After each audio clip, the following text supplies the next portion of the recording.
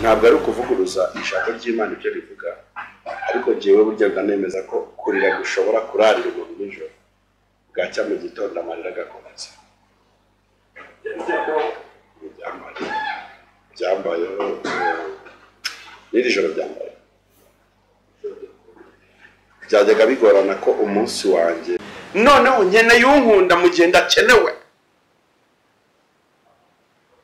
Wumvise icyo kintu nkubwiye? Umuntu ugukunda nyawe umubona mu gihe udakenewe. Niyo reality byinshi yo.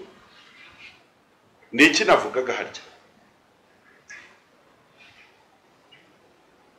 Navugaga warumbajije kuri Gisela uvuze ukuntu ahuye n'ibintu byinshi cyarimwe, gusiga umwana, gusiga ataryohewe n'urugo, nk'umuntu wari mushyashya mu rugo, gusiga umugabo.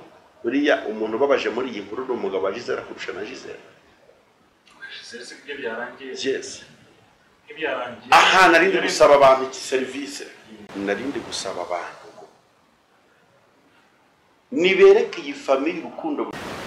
Birageze ko tubereka, turubereka apana no kuruvuga, kuko burya by'amagambo ari igihe bita biguruka, ariko ibyo dukoze cyangwa inyandiko zigasigara, ibyo twandikishije baranabivuga ngo les paroles s'envolent mais les écrits restent toujours. Nitugire imirimo twandikisha kuyobota, kwerekana urukundo, tuvuga urukundo, gupostinga kuri statut nibyo n'amarangamutima, ariko reka tupostinge tunakora kuri muryango. Urupfu ni ikintu kirushya cyane. Ndonda bisaba abantu rwose. Usanze ndimo nditegura kugenda Gisenyi muri famille ya Gisela, byo tujye kubatabara, ngabajyana mu Yesu gutabara bandi ngo bazagororerwa. Rero ndaza kwinginga abantu, ndaza kuvuga nk'ibintu bine cyangwa bitanu nzahora nibuka kuri Gisela. Nasaba ko umukristo wese yambariza utanga agaciro Gisela yari afite, uze kunyibutsa cyane. Narindi nsaba abantu ngo ntibareke tujyane na Yesu gutabara uriya muryango, ariko hari n'indi nkuru buriya wenda ushobora kubutaza. Gisela n'ubundi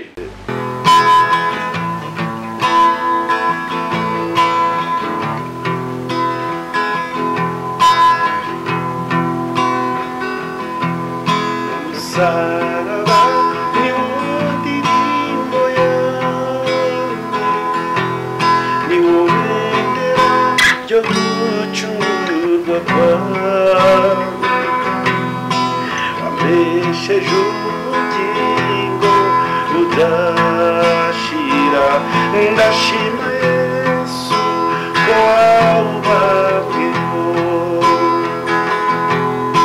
Numvise amakuru aturuka isiyo. Umunsi turi kumwe n'umuramyi Dikemu uri kamera, amakuru ni meza. Ayawe kuri nanjye ndashima Imana, ndamahoro nubwo bitameze neza hose, ariko Yesu yaratsinze. Yesu ari kumva, no muri ibyo yarabivuze, yuvuze ngo bimeze neza. hari ijambo ryo muri rivuga ngo hari kurira kwararira umuntu nijoro, bwacya mu gitondo impundu zikavuga. Ntabwo ari ukuvuguruza ijambo ry'Imana ibyo rivuga, ariko jyewe burya ndanemeza ko kurira gushobora kurarira umuntu nijoro, bwacya mu gitondo amarira agakomeza. Byambayeho n'iri joro byambaye. Byajyaga bigorana ko umunsi wanjye mboramo iminota na mike nakwishima cyangwa naseka, yaba inkuru mbonye cyangwa ibyo nsomye cyangwa gucuranga, ibyo byose n'ibintera guseka. Ariko iri joro sinigeze ngira akanya ko guseka na gake, sinigeze ngira akanya ko kwishima. Yego, ntabwo nigeze ngira ibyo bihe nk'uko bisanzwe bimbaho, ko iyo ngiye kuryama ncuranga nkaririmba nkumva ndishimye, ariko iri joro inanga nazimanitse. Ijoro inanga nazimanitse rero ku buryo umutima wanjye urimo ibintu nubwo naraye ndira, nk'uko ijambo ry'Imana ribivuga, ngo namaze kubikubwira, nabyutse nseka nanarira icyarimwe, byose byambaye. ahubwo muri iyi nkuru nshaka kuganiraho nawe ndaza kukubwira icyandishije n'ubu kikimbabaje mu mubiri ndumva ndibuka ndumva ameze nabi ko mu mwuka ndakomeye ndafite guseka. Urumva ibyo nari ndimo nkubwira Evode, buriya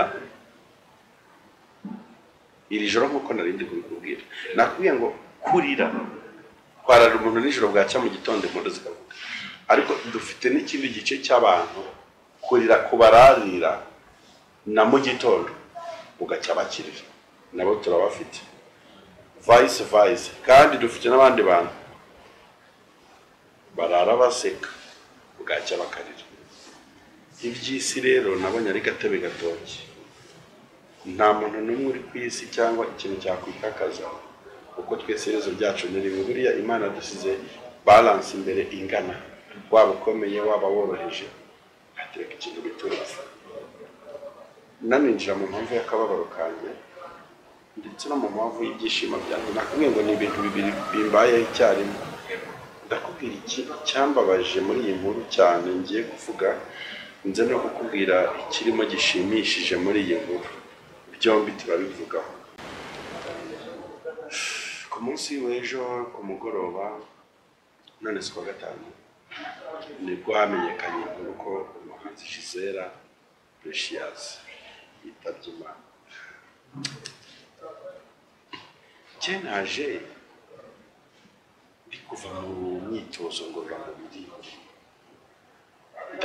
mbibona muri dashboard y'Abakamana TV. What is this? Ibi bintu nibyo cyangwa ni n'undi Gisela ntazi. Ngiye kureba mbona koko byabaye. Iyo nkuru rero niyo nkuru yatumye bikema buramurare, ariko nabwo ari n'amasomo nahise mbikora isi yoreshwe bwije bukomeye. Dutangire dukomeza abantu, inshuti, imiryango, abavandimwe buriya mwana, famille iri close de nanjye cyane turaziranye na Gisela ubwo twari tuziranye twabanye igihe kinini. Mbega dutangire dukomeza abantu kuko ndabisiko biteye agahinda. Wenda uraza kubitunganyirizaho byimbitse, ariko se buriyo twumvishe inkuru iyo y'akababaro, urabona abantu bagenda bavuga amagambo menshi atandukanye, bavuga amateka ye, ari amagambo abantu bagenda bavuga kuri uriya witabye Imana. Aho bihuriye n'aho abagiye bashije ikibazo. Yesu yigeze abwira Petero ngo si kubw'inyama n'amaraso bigukoresheje, ahubwo ni umwuka w'Imana. Ndifuza ko iki kiganiro cyanjye cyasiga ivugabutumwa mu bantu, cyakora umurimo w'Imana.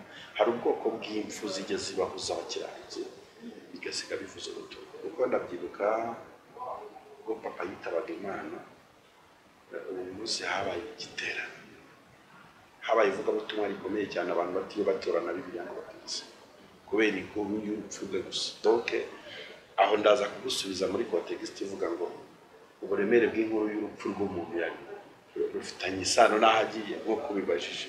Ese umuntu udukurikiye, njyewe ndibwira, ndabwira Evode, ndabwira bakameramani bacu, ndabwira n'undi wese utureba, ni gute ujya utekereza ku buremere bw'inkuru y'urupfu rwawe? Kuko inkuru y'urupfu zirarutana ukuntu zisona mu matwi y'abantu bazumva.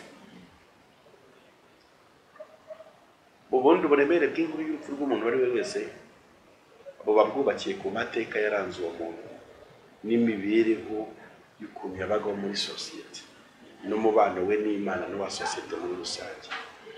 Kubera ko bitugora kumenya ukuntu umuntu yabanaga n'Imana ku giti cye, twebwe iyo tujajinga nk'abana b'abantu tureba ku bifatika by'ukuntu umuntu abana n'ababyeyi, ukuntu umuntu abana n'inshuti, ukuntu umuntu abana n'imiryango, ukuntu abana n'abantu b'Imana bo basenga.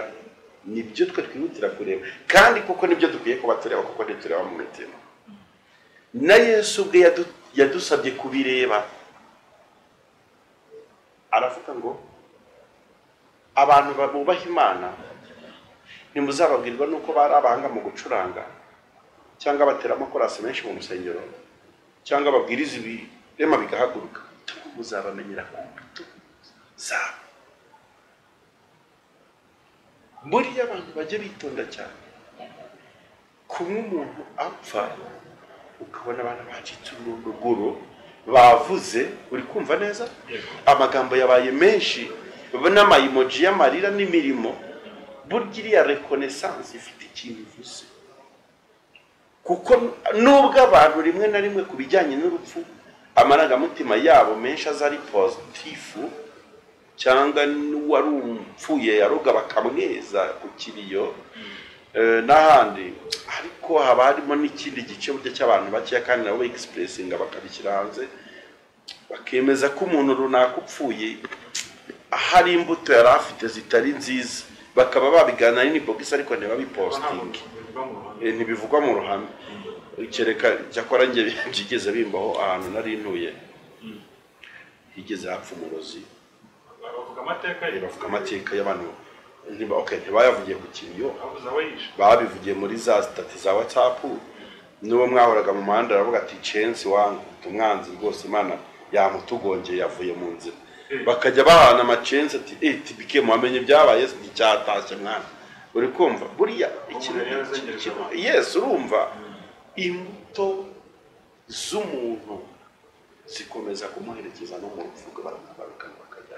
Icyo nshaka kugusobanurira ni nkuri sigara ku musozi, iyo bari kuvuga ntabwo bavuga ngo wa mukozi w'Imana yarapfuye, ubwo bavuga ngo wamurozi yarapfuye, sibyo? Urumva titre ye azwi ikomeye no kuroga. Icyo society ku buryo abantu kupfa kwe bahanaga chance bakavuga ati cyapfuye Imana yakidukishije. Hano ni iki nshaka kuvuga.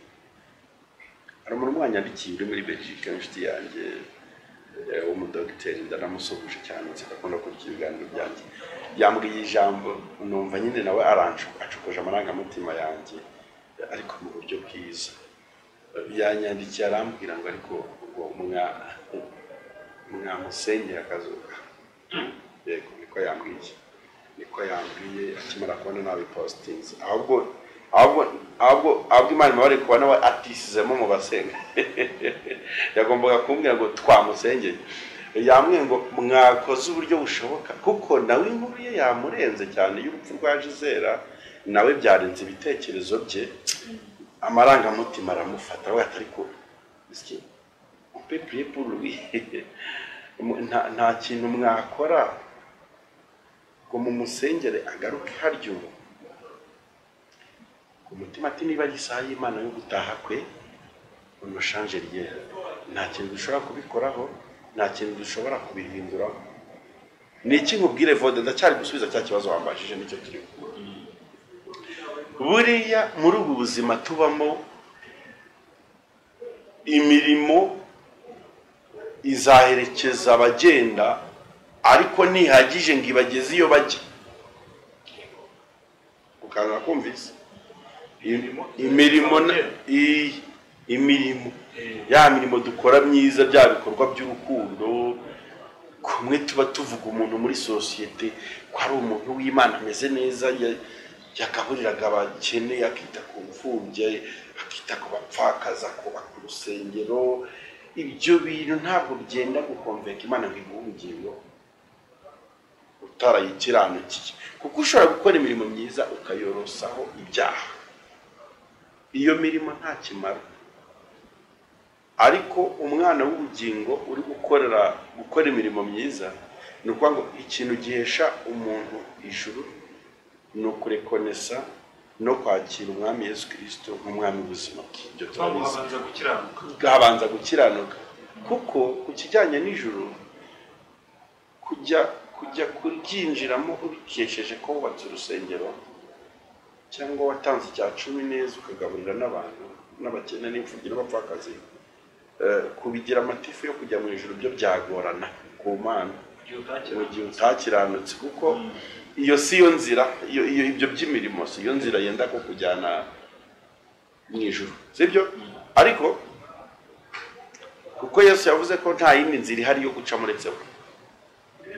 Ni njye nzira y'ukuri n'ubugingo, nta muntu uhinduka kwa data ntamujyanye. Urumva close irimo. Ariko hari ikintu nshaka kuvuga, tukiri kuganira ku buremere bw'inkuru y'urupfu rw'umuntu wari we wese. Buriya bajya bavuga ngo akuzuye umutima gasesekara ku munwa.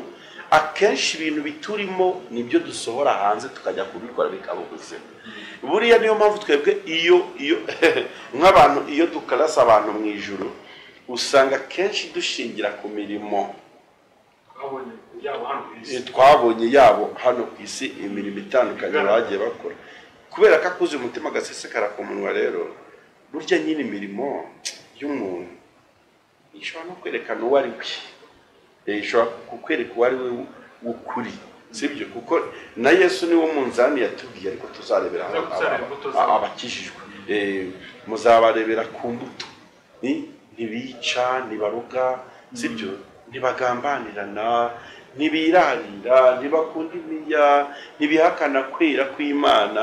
Nyine nibyo dukwiye kuba tureba nk'abantu, tugaca urubanza nk'abantu, nubwo igice cy'ubugingo gihishe mu bumana, ariko kubera ko yamaze kutubwira neza ko inzira y'ukuri ijya ari we, ari Kristo, niyo mpamvu rero tureba imirimo iranga ba Kristo. Voilà, iyo tuje tureba imirimo iranga ba Kristo tukabatemana, uyu muntu nta gushidikanya igiserezo cyiza kuko yeraga imbuto nziza. Usanga ari byo turebaho akenshi. Ni iki rero nshaka kuvuga hano? Mu gihe hari uwacu watuvuyemo, amagambo yose tuvuga yo gutaka ibyo yakoze nuko yitwaye muri sosiyete, ndagira nibutse abantu ko ntacyo bifasha ugiye. Ntacyo bibafasha. Yego, aho turumvikanya. Ibyo bintu byose tuvuga tunapostinga bigira umumaro ababireba n'ababyumva, cyangwa bigira umumaro ababyitaho. Ariko wagiye ntacyo bimufasha. Njyewe ibintu byambabaje muri iyi nkuru ni bibiri.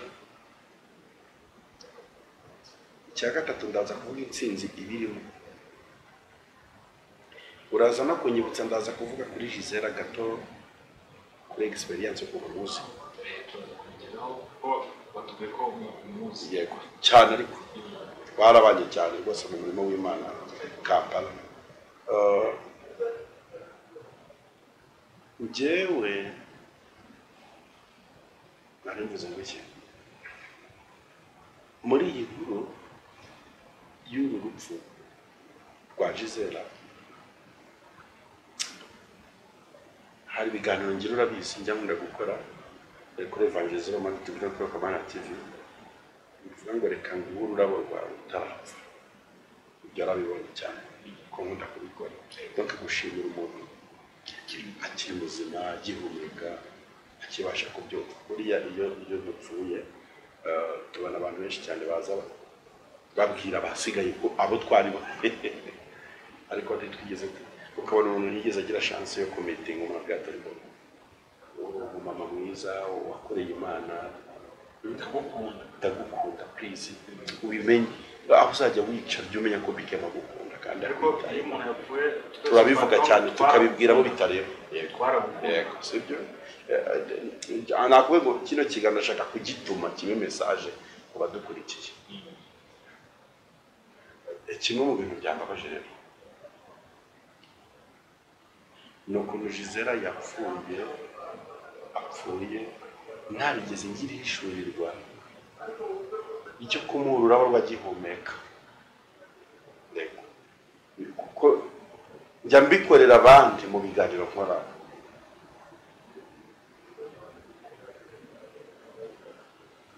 ariko we kuba ncitse ntabikoze ndumva meze nk'umuntu ufite sheke. Yego, ari isomo rikomeye. Ndumva meze nk'umuntu ufite ikimwaro, ufite sheke. Witwara navanye mu murimo w'Imana, none tuzamukana imisozi dusenga, ndaza kubisobanura, ariko ndumva mfite akantu kamezemo nk'ikimwaro kuba naratambutse ngaha abandi ndabo, abakozi b'Imana nemera nubaha, akanampamagara ati message yawe yatugezeho ubutumwa bwawe ngo Gisele akaba agiye naranamubwiye ko namukundaga kubera ibintu yakoraga mu murimo w'Imana bidanje nonge bikangura ku mutima ntaramuhaye ubwo ruraba kibasha kumva meze nk'umuntu usigaranyemo akantu kameze nka complex ariko nyine byabaye biramesha ahubwo gushyira imbaraga muri kiriya kiganiro cyanjye mpereza abantu mbwira abantu ibyo ngomba kubabwira bagihumeka kuko numva amagambo twatura nyine ku kiriyo ziriya ndabo urumpaye nkibasha kurwihumurizaho birabyoroshye ambwira ati burya ati nubwo nzongera nkabikora no ku kiriyo ariko take your flow kagati ndagukunda tende konesi ibintu ukora muri sosiyete ibyo bintu bitera n'umuntu imbaraga mu rugendo rwo kujya mu ijuru cyangwa mu rugendo rwo mu isi kuko muri uru rugendo hari ikiganiro ngira kimwe nshaka no kudevelopa gusukura cyitwa ngo intambara y'urugendo muri urugendo tubamo rwa buri munsi rw'ubuzima dukeneye impamvu kandi impamvu dukeneye ni impamvu y'amagambo ni impamvu y'ururimi mu migani aravuga ngo ururimi ni rwo rwica ni narwo rukiza ngo abarukunda bazatungwa n'icyo ruzana ukoresheje ururimi rwawe neza rushobora guhindura ubuzima bw'umuntu utamuhaye amafaranga yo gucuruza kubera gukoresha ururimi rwawe neza gusa ntacyo bidutwaye kwegera abantu dukunda hareba kameramani hariya niba nyerera imbuto nziza mu kazi ke tubanamo buri munsi dukorana ahubwo ariko nubwo dukorana ndagukunda mbona uri umugenzi tujyana mu ijuru ziriya karagiteri zawe zirantusha ni ukuri ukomereza ugire courage kandi nshima serivisi umpa ibyo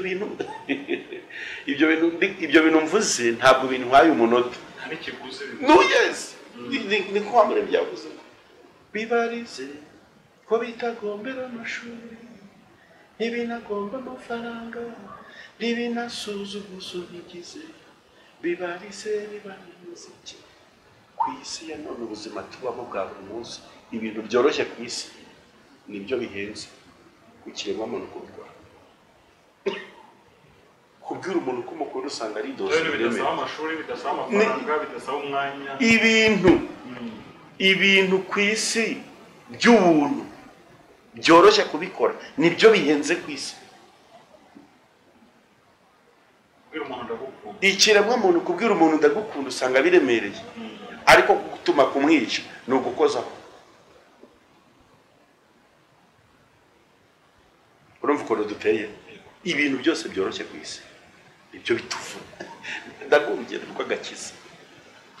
agakiza twagahawe nk'impano y'Imana ku Yesu akira ati noneho birarangiye mwese abarushye rwose n'abaremere barujwe n'ibyaha nimuze musange ndabaruhura kumva no gushaka kujya kuruhuka bituvuna seze muri kongorera ikintu cyo ni kumva ibintu ntabwo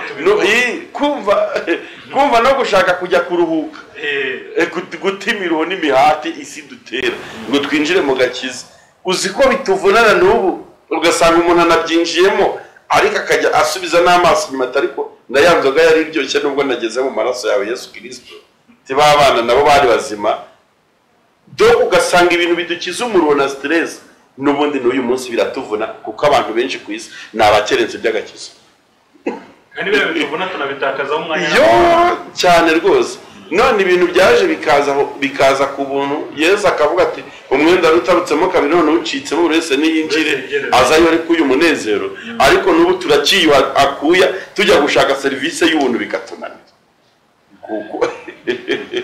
nguko ukuntu ikiremwa muntu giteye narimo nkubwira ngo nugira umuntu uzi neza ko ukunda umwemera nk'umukozi w'Imana musabe randevu muri office ugera ugati nge nta kindi kintu kinzanye hano sinje ngutsengera narinje kubwira ati I love you daddy ubikomereza I love you mama ndi kujya mbyuka mu gitondo uwo mwuka wamfasha uwo mwuka mwiza ukabona ndikubwira abantu insigaye mbibwira abantu hari naho byanditse ati what kubwira umuntu ko mukunda kikanga kuko ntabimenyereye ntabwo babimenyereye nsigaye mbyuka nandikira abantu ibogisi tinda gukunda ubu ushobora kubona iryo jambo byutse nkari kwandikira ati pikiye bona yanyweye izahe se noneho mana yanjye kubwira ko ngukunda bikagutunga ko ntibyagakwiye kuba ijambo ndagukunda ntigakwiye kuba ikintu kimeze nk'ikigutunga ahubwo nyamara evode yamara kuva mu mubiri ngo uyu munyamakuru mana ngo namukundaga yakoraga umurimo w'Imana neza ku Isezerano TV byose nkaza nkabitaka kandi nagize chance yo kwicarana nawe mu kiganiro sinabikubwira evode rero nanjye mu kiganiro ngiye ko nagukunda profite kandi no bahanaakazi ukora no kushima akazi ukora ndeko nesumurimo w'Imana akakunda yego ibyo byane twavuye gusanga ijambo ryoroshye cyane kuri cyane rwose oyo toro bivuge no kuri ndagukunda no bahakaza ukora no bahugize Isezerano TV ibohora imitima y'abarushye n'abaremerewe kubera ibiganiro byinshi bitandukanye wagiye ucishaho by'abakozi b'Imana. Isezerano TV ni ya kera cyane kandi byagira abantu umumaro nanjye ufite inyungu n'imigisha nakuye ku Isezerano TV bityo ku gitekerezo Evode wagize Gisele ngira ngo yaramaze icyo cyakoze yego Gisele yaramaze nk'ukwezi yibatse yego ubwo nibwo yarakiri mu bihe byo kuryohera urugo yarataragera ahubwo na hahandi ni nk'ukwezi kwa bucya apfiriyemo kabisa kuri wowe urabona bisobanuye iki isomo ry'ishimwe yabyo ni iki mbo icyo genda kuba bisobanuye mu mubiri bisobanuye agahinda sibyo biranababaje biranaguye kwakira inkuru ye uramutse uri kuyumvira mu mubiri gusa utareba kwiherezo nahaganye nyine ayo maso adahumutse ngo project itareba aho hantu cyane kurira babaje ino ngurira babaje ndetse iteye n'agahinda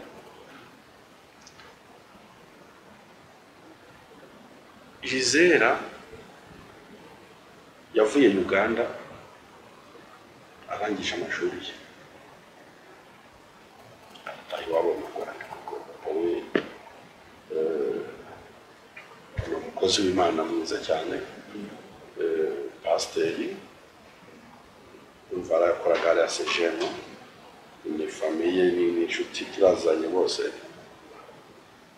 buriya rero hari ikintu mutazi kuri iriya famiye rero mpamvu tugomba kubegera tukakomeza gatsabe n'abantu bari kureba kino kiganiro baze twegera uno muryango kuko uno muryango ugeze ku rwego ukeneye abantu inshuti uyirebera mu byiza no mu byago ni usuzumira igipimo cy'urukundo kandi ndashima Imana ko mu gihe cy'imibabaro yacu n'agahinda n'ibyago Imana igiturumbura ahantu inshuti zarwihishwa idufite abantu badukunda tutabizi we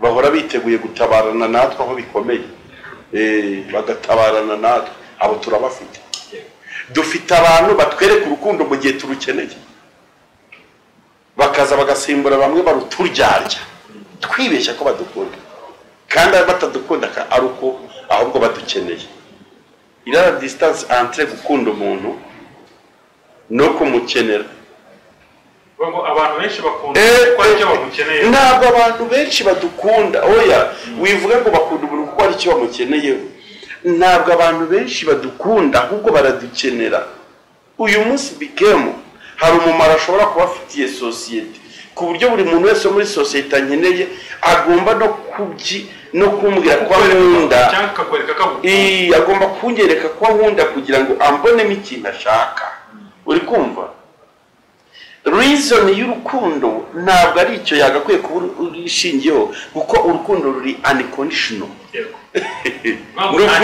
urukundo rumeze nk'ibintu by'ibisazi nta kintu rwubakiraho ntacyo rushingiraho cyakora rugira imirimo yego rugira imirimo ariko rwabanje kuboneka rwabanje kugaragara rero urukundo ubundi n'umuntu ukunda biba bigoye gusobanura impamvu umukunda iyo ari rwo uri kumva ruri unconditional rero muri community ntabwo abantu benshi badukunda ahubwo baradukenera kuba wenda uyu munsi mfite wenda n'abantu nko gucuranga piano cyangwa gitari ko n'abapasiteri ngo bamamagara yebana bikemo turagukeneye hari igiterane ngwino dufashe hari korali repetanga ngwino ducurangire hari amateraniro ngwino ducurangire umunsi nagize ibyago ukuboko kugacika nakibasha gucuranga nakibasha kuba iyo serivisi biragoye ko ashobora no kuzagira umuntu umpamagara mbaza amakuru yanjye nuko naramutse ntabwo kirajya nibwo ntuzaba no gukunda nyawe urakoze cyane Imana iguha umugisha noneho nkeneye yunkunda mu gihe ndakenewe wumvise icyo kintu mubwiye umuntu ugukunda nyawe umubona mu gihe udakenewe niyo reality byihishe inyuma niki navugaga harya navugaga warumbajije kuri Gisela uvuze ukuntu ahuye n'ibintu byinshi cyarimwe gusiga umwana gusiga ataryohewe n'urugo nk'umuntu wari mushyashya mu rugo gusiga umugabo buriya umuntu ubabaje muri iyi nkuru n'umugabo wa Gisela kurusha na Gisela yes aha narindi gusaba abantu iki service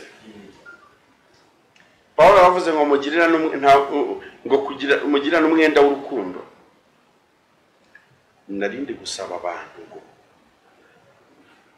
nibereke iyi family urukundo mu gihe bo badakenewe kuko hari igihe bari bakeneye mu yindi mirimo yagiriye isi umumaro n'itorero umumaro birageze ko tubereka leta turubereka apana no kuruvuga kuko burya by'amagambo hari igihe bita biguruka ariko ibyo dukoze cyangwa inyandiko zigasigara ibyo twandikishije baranabivuga ngo les paroles s'envolent mais les écrits restent toujours nitugire imirimo twandikisha kuyobora kwerekana urukundo tuvuga urukundo gupostinga kuri statut nibyo n'amarangamutima ariko reka tupostinge tunakora kuri muryango urupfu uri ikintu kirushya cyane ndonda bisaba abantu rwose usanze ndimo nditegura kugenda Gisenyi muri famille ya Gisela byo tujye kubatabara ngabajyana mu Yesu gutabara bati ngo bazagororerwa rero ndaza kwinginga abantu ndaza kuvuga nk'ibintu bine cyangwa bitanu nzahora nibuka kuri Gisela nasaba ko umukristo wese yambara izo tanga agaciro Gisela yari afite uze kunyibutsa cyane narinde nsaba abantu ngo nibarike tujyane na Yesu gutabara uriya muryango ariko hari n'indi nkuru buriya wenda ushobora kubutaza Gisela n'ubundi apfuye mama we yaramaze igihe kitapfuye donc vuba cyane je pense que mama we atigeze asa n'umukwe umwana we Gisela aho Gisela yashingiwe donc avuye gushyingura uwo muryango ntukeneye abantu cyane kuri abantu bari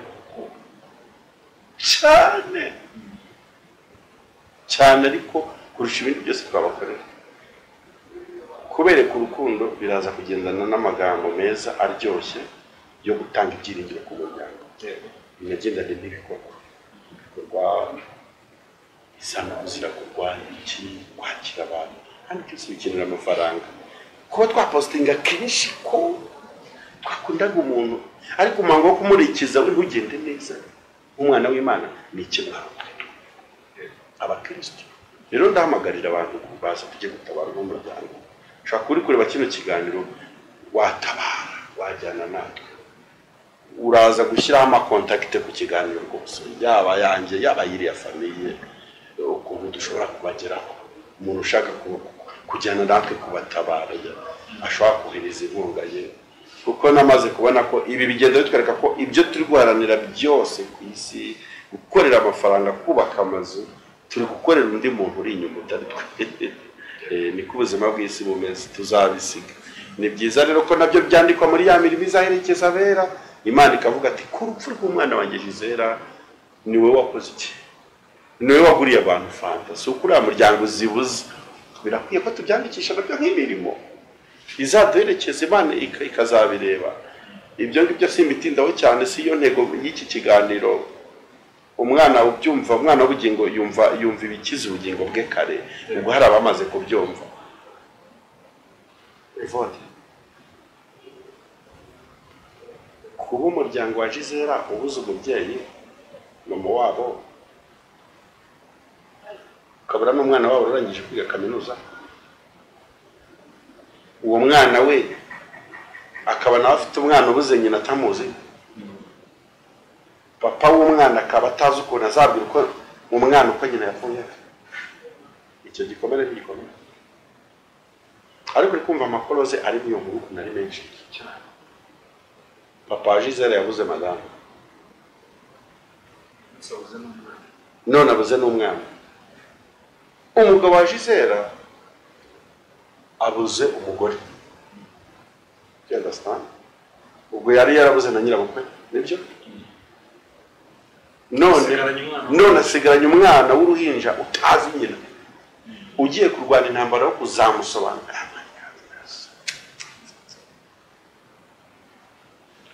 Ugiye kurwana intambara yo kuzamusobanurira ukuntu nyina yapfuye amaze kumubyara. Ese bike wari watubwiye ko Gisele muzanye cyane mwabanye?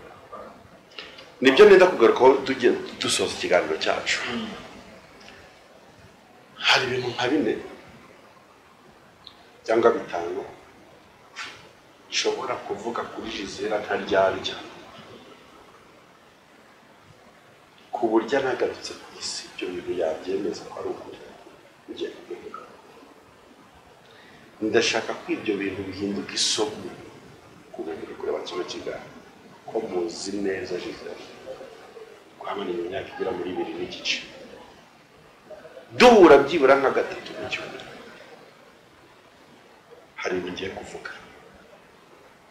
One,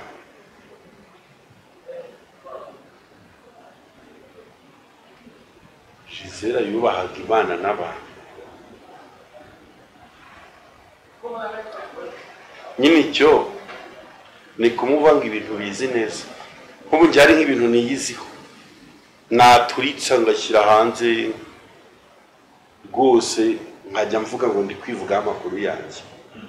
Umuntu mwabanye biragoye ko akwiyoberanyaho ngo bimuhire igihe kinini, ugeraho ukamenya uwo ari we ukamumenya. Yego, ni ukuvuga ngo rero ibyo ngiye kuvuga kuri Gisela nyine n'ibyo nzi, nagenzuye n'amaso yanjye y'umubiri atari n'ay'umwuka. Uriya mudamu, uriya mukobwa yagiraga ikintu cyo kubaha sosiyete n'abantu, ku buryo yanakubaha akisiga n'ivu ryawe wowe akari gukora. Niwo mutima yari afite. Donc cyo bihama, guca bugufi, icyo kintu cyari muri Gisela ku rwego ruteye ubwoba. Wibazaga ati uyu ni mwana ki, uyu ni muntu ki? Ikindi gishamikiye ku icyo, yubahaga Imana. Ku kijyanye n'imirimo yo mu rusengero, ko twarabanaga dusenga na Kampala mu rusengero rwa Pentecote cyangwa se rwa ADEPR, yavunwaga n'umurimo mbivuge gute se, yavunwaga n'umurimo w'Imana ku buryo yashoboraga no gutaha saa 9 z'ijoro. Donc kuba mu nzu y'Imana hari ahantu hahenze kuri we, ku buryo kumusoramo ngo hari ibindi bintu mujyanye cyangwa arahandi umujyanye byari bigoye. Ni ukuri byari bigoye. Yakunda ku rusengero ku rwego rukomeye. Icyo kintu nyine, icyo ngicyo ni ikintu cyaranze Gisela. Uwiteka Imana nayo izibuke ikamugorora. Tukiri ku icyo kintu, yacaga bugufi kandi yari ari hejuru. Buriya njye muzi kera, muzi ari umuririmbyi mwiza n'ubundi uryoshye, kuko yaje expressing i Kigali muri iriya myaka nk'itatu ishize 4, abantu bajya bamumenya mukuru kuko yaje acuranga, aririmba, abantu bakabona biraryoshye kuba umukobwa ari kuririmba anacuranga. Gisela ajya yamenyekana, ariko n'ubundi yamwe ari umuririmbyi mwiza cyane uryoshye kumwumva kuko yararirimbaga tukumva turahembutse aho twabaga turi mu nzu y'Imana ariko sosiyete itamuzi araza rero ibintu by'isaha y'Imana rigeze yo kumuzamura izina rye bita ko none bimenyekana mu bantu bose ariko nge n'ubundi nari nduye nzi ko Gisela ari umuririmbyi mwiza kuko twabaga turi kumwe mu marepetisiyo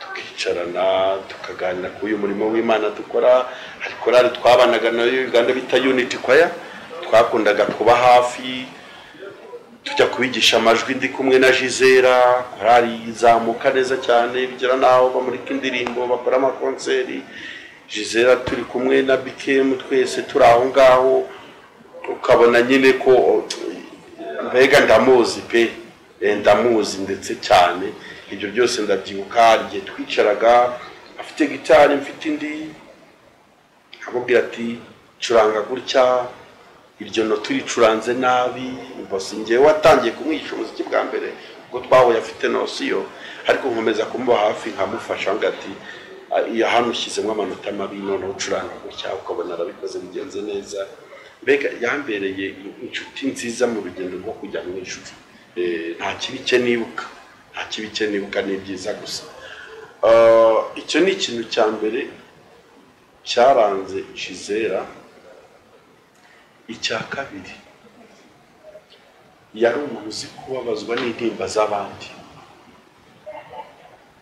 iyo yabonaga umuntu agize ikibazo yaragifataga agahita akikubita niyo atabasha kugisponsa cyangwa kugikura mu nzira kubonaga yabuze uko asinzira kubw'ikibazo cya BKM abo bantu bari hake muri sosiyete umuntu ushobora guhangayikishwa n'ibibazo bya wasize ibye ariko ukabona yambaye ishusho y'akababaro iri hejuru cyane yibaza impamvu ufite ikibazo wowe vode bikambuza gusinzira burya urwo rukundo ruba ahantu hake cyane kuko akenshi isi turimo ni monde ya kapitalisme usanga buri wese muri sosiyete ashaka kwikurura yishyira do you understand ugashaka buri wese ashaka kwikurura yishyira n'ibyiza kumva ko ari bikwiriye ibibi by'abandi nyine akabiroje tukavuga ati nibarwane nabyo nyine nibo umusaraba n'umuntu ku giti cye ariko we iyo wabaga ufite ikibazo wabonaga gutuza byamunaniye wabonaga adafite amahoro ku bwawe icya gatatu Gisela yari umunyamasengesho ku buryo ikintu cyamutandukanyaga n'isengesho yabaga ari gahunda y'amasomo cyangwa n'ubundi y'umurimo w'Imana ariko yari umunyamasengesho yari wamuririmbye uririmba yabanje gusenga yabanje kujya ku butayu gushaka amavuta ibigare byagiye agenderamo byari ibigare by'abanyamasengesho ukabona ni ikintu cyiza cyane icya kane aricyo cya nyuma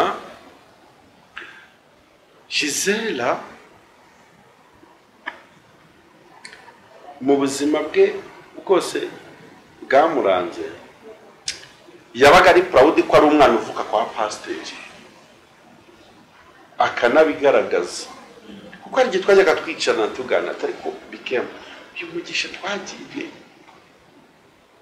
urabuzi ukomeye guturuka mu rugo rw'abatambyi tubura dufite imigisha tugendaho y'abapapa ukabona ari proud hari abana ba pasiteri baba opposite na base ko umwana batagendera mu rugo ababyeyi babo ku buryo no kumubwira ko papa ari pasiteri wapi nyine wumva atabishyikiramo ukuntu tu wumva atabishyikira kabisa yari proud yabyo ati my daddy is a pastor akaririmba ati no longer slave of sins ntabwo nawe umucakara w'ibyaha mvuga ku mutambyi ukabona ni ikintu cyiza rero gikomeye gifite umumaro dusoza uransomera ijambo ry'Imana riri mu byahishuwe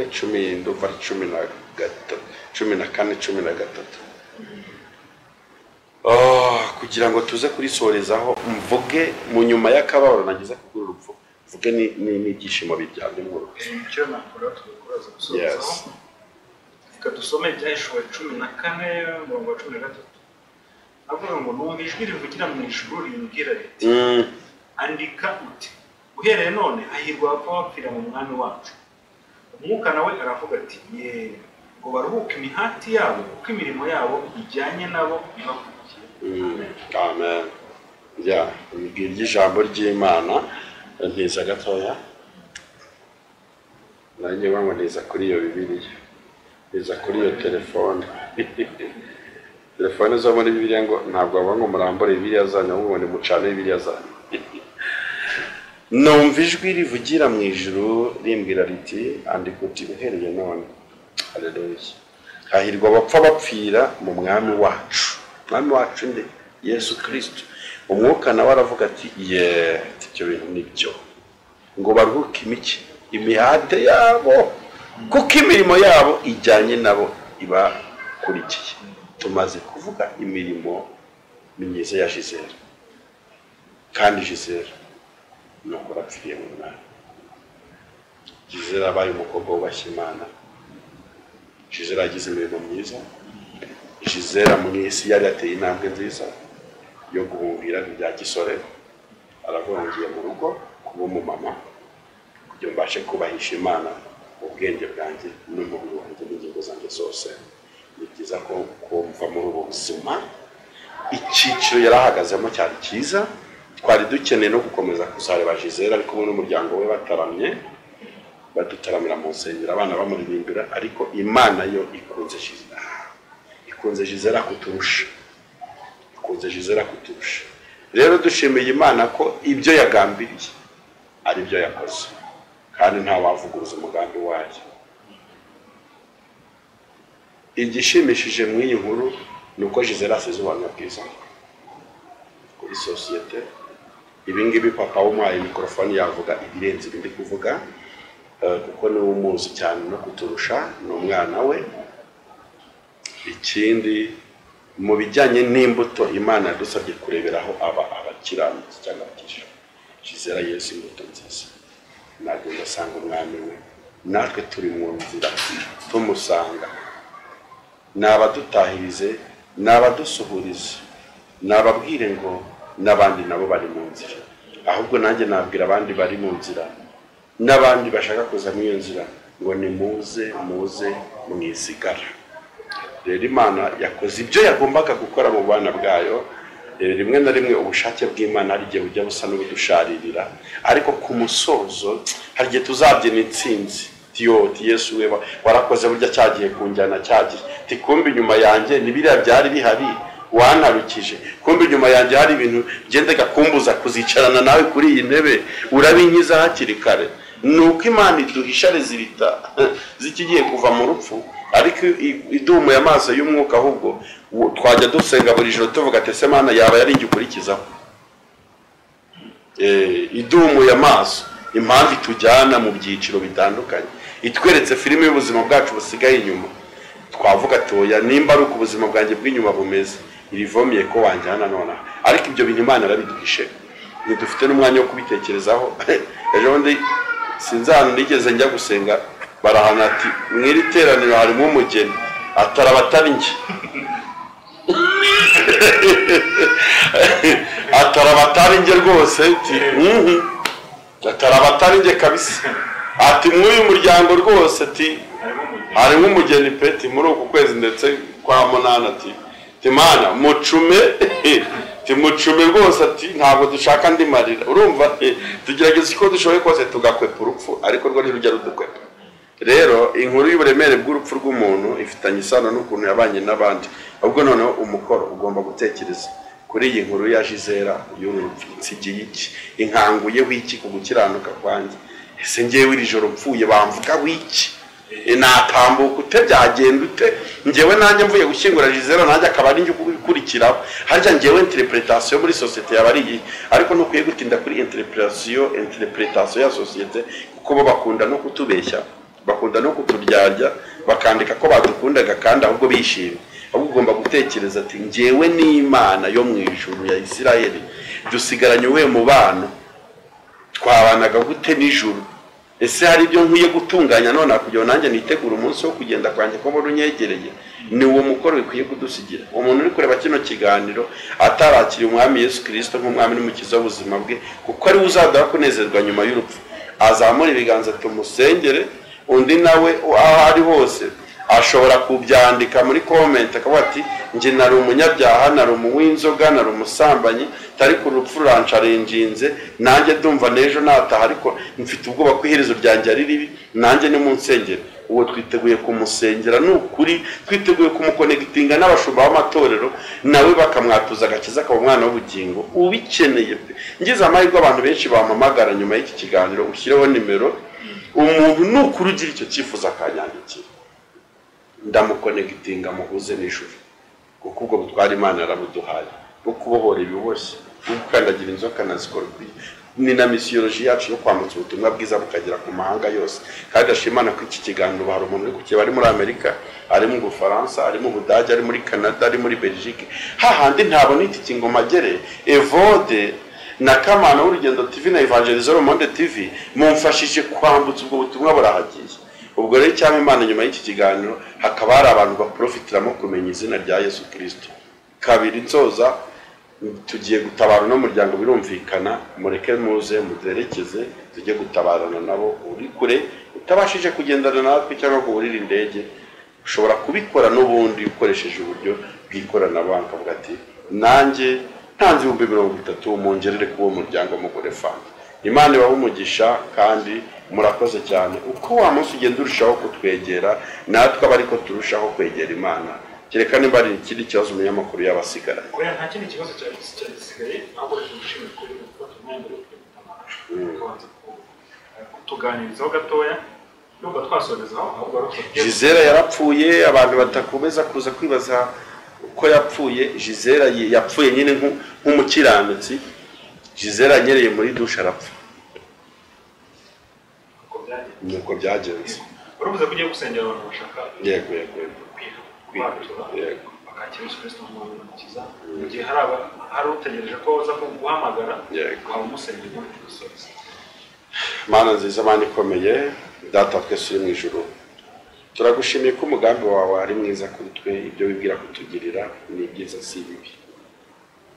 Igihe kijya kigera ko umuntu abaho umuremye, warangiza ukagira gutyo ukanamwisubiza, ko ni wowe udufite mu biganza byawe. Uradufite, ntaho twajya, ntaho twagukwepera, ntaho twagucikira, uradufite.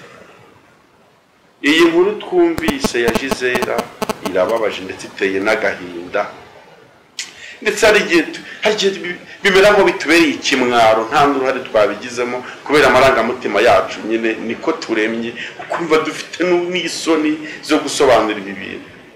Ariko mwana, hari ikintu ngusaba mbere ya byose, fasha uyu muryango wa Gisela gukomera. Nta bwoko na bumwe bw'amagambo twumva dufite twakoresha ngo tubashe gutanga ihumure, ariko ndagushimira ko ari umwami wenyine watsindiye isoko ryo guhumuriza abantu, ukabishobora ugatanga n'amahoro, ugasobanura n'impamvu urugendo rwa buri muntu.